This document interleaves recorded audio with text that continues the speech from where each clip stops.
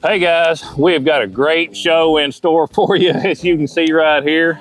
The purpose of this show is to show you how to catch these spawning crappie when the temperature drops and the water temp goes down overnight. It's a sudden shock to them.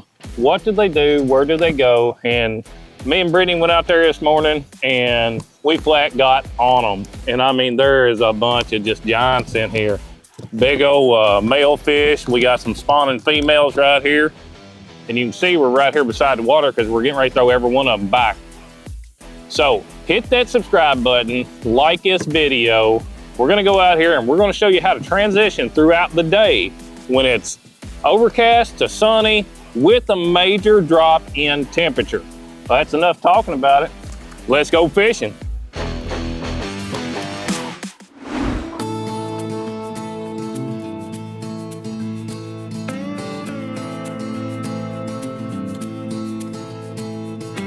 Oh, it's bigger than that.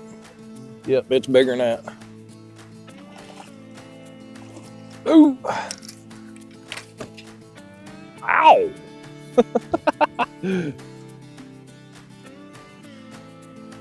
Not a bad way to get started. Not bad at all.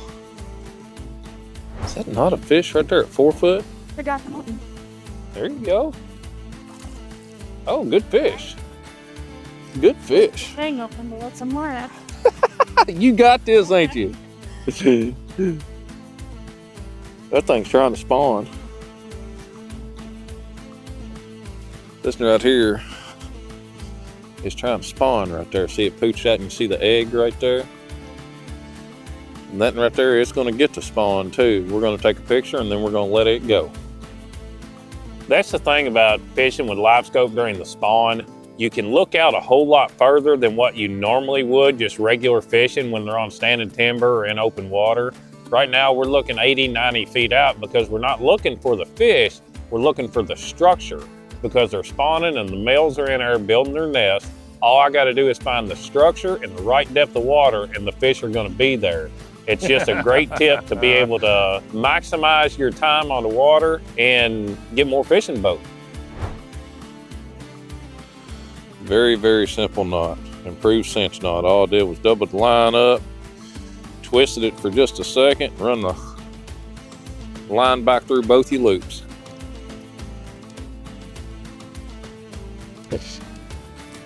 I use that knot because it's really fast, and even when your fingers are froze plumb off, you can still tie that knot. Now this time I did not take the time to tie that weight back above my bait. And it's because we're only in 5 foot of water, so this 1/8 ounce jig head is plenty to get me the depth and stuff that I need. I got him that time. Comes a good one. Yes, sir, it's a good one. Tank.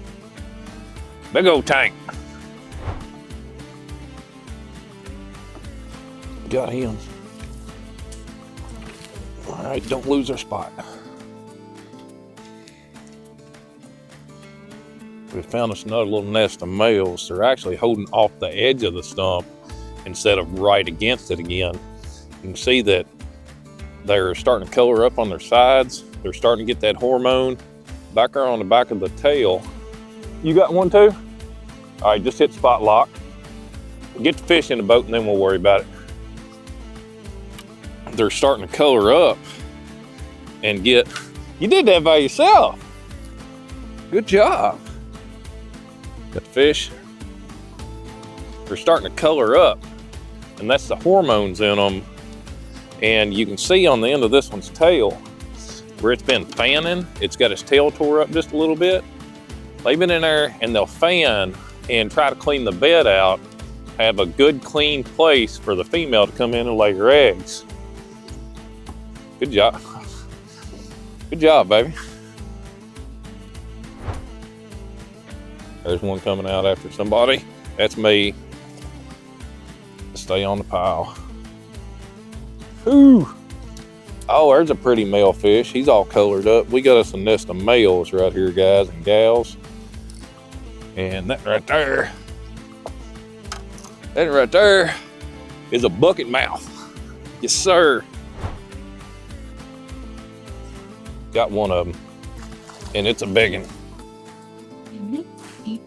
All right, see them fish right there at 6 foot? Go ahead and get in there. That's a nest of giant male fish. Oh my God. There you are.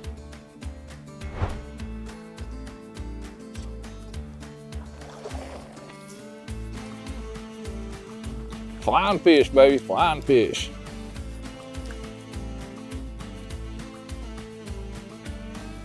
This time of year right now, that's what gets everybody hooked on this stuff. It's because you can find them stacked up on a pile like what we got right here, and they're colored up, they're beautiful. Did you miss one? No. And oh, look out, yellow bass. I was gonna say, what? All right, we're about to have a Bill Dance moment here. Just be careful, grab him by the gill plates. Yes, sir, these right here will get you. Good sized fish, but the mouth's so small you can't hardly get your fingers in there. And they spawn with the crappie. That's why, especially if you're spider rigging with live bait, the reason I like using artificial right now is so that I don't have to mess with all them stripers. A lot of species of fish are spawning right now, and they'll be spawning in the same scenario, same setup, same log. So when you throw a minnow in there, you're a lot more likely to catch a catfish, to catch a striper, catch all kinds of off species. The crappie are more likely to hit the artificial, and that's why it's your best bet this time of year.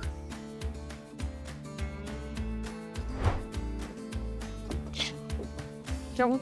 Yeah, I got one. Stay with it.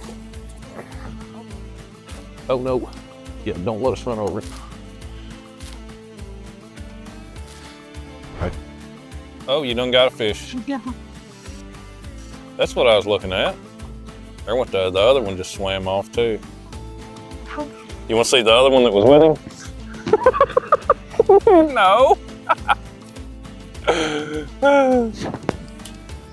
When you caught that one, this one shot out of the bottom of that log, and I just sat there and watched it. It went out about 10 feet, 12 feet, sat there for a second, and then swam straight back in where Brittany had just caught that one at. And that's why I went ahead and dropped on it. It's just a nice 11-inch fish or so. I think that's 11-inch fish. I'm gonna check it, make sure. They put a 10-inch minimum on down here. Yep, just over 11 inches. They look little when they're only 11 inches after catching them great big males like what we was catching.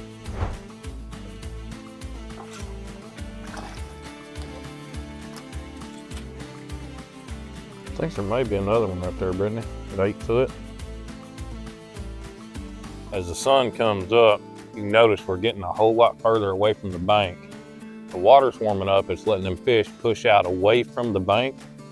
Where we've been fishing 100 yards off that bank, now we're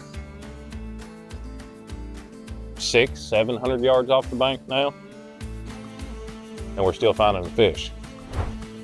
I see some movement. That's it. Got it. Oh, is that a big one? What have you got? Yeah, that's a big old male, Brittany. That's a great big one. Thank you, Mom Button.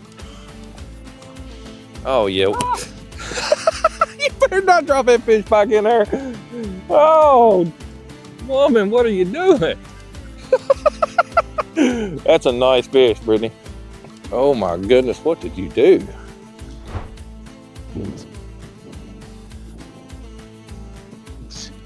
Got it. Yeah, this was the original fish. Brittany caught the big one and left this one for me.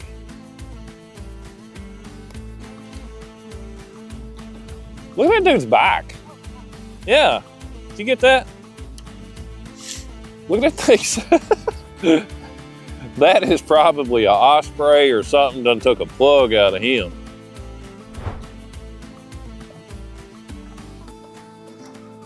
One. Yeah, I got him. That's a good one.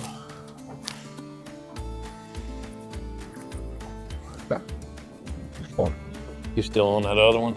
Or is it floated off too far? The female just hanging just a little bit deeper than what those males are. Oh, he's seen it. He's got you. He's got you.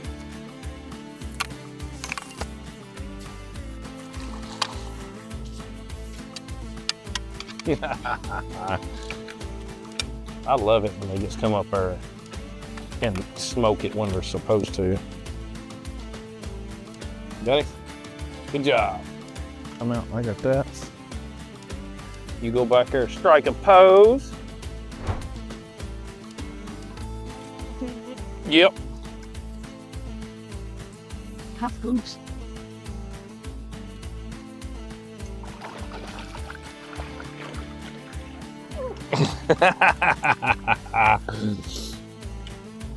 All right, here's one of them fish you was looking for.